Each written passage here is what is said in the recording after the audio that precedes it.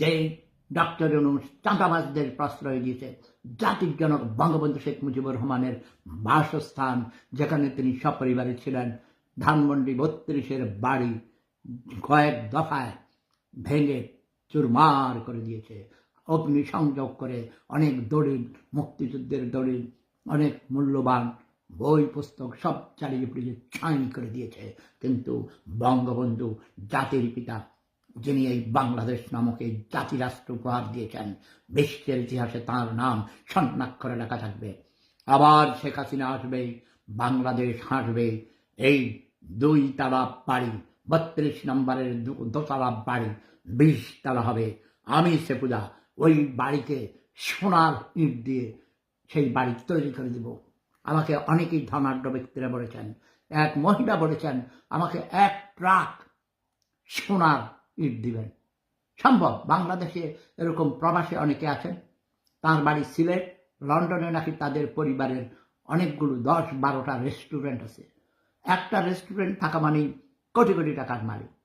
কাজেই ওই ২০ তালা সোনার ইট দিয়ে ২০ তালা বিল্ডিং করা কোনো ব্যাপারই না।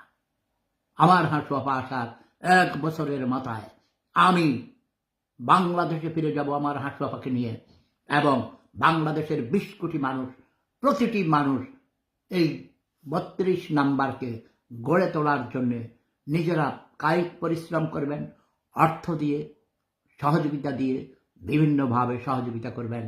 আমি এতে শতভাগ নিশ্চিত। জয় বাংলা, জয় বঙ্গবন্ধু, জয় শেখ হাসিনা, জয় জনতা, জয় মানবতা। সত্যের জয়, অসত্যের ক্ষয় যুগে যুগে হয়, এবারও হবে। আমরা আবার যুদ্ধে যাব, যুদ্ধে আবার যেতেই হবে। মুক্তিযুদ্ধ হয়নি শেষ, তাই তো আবার যুদ্ধ হবে।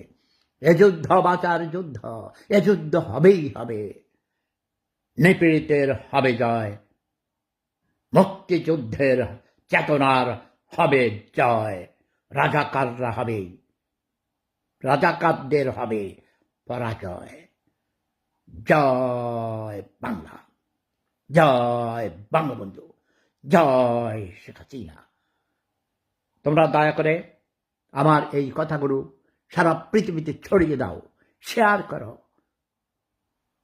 এবং আমার এই আইডিটাকে তোমরা সাবস্ক্রাইব করো। আমার এই কথাগুলো জানিয়ে দেওয়ার জন্যে তোমাদের অনুরোধ করছি। সত্য জানার জন্যে প্রতিটি মানুষের অধিকার আছে, সবাইকে সত্য জানিয়ে দাও।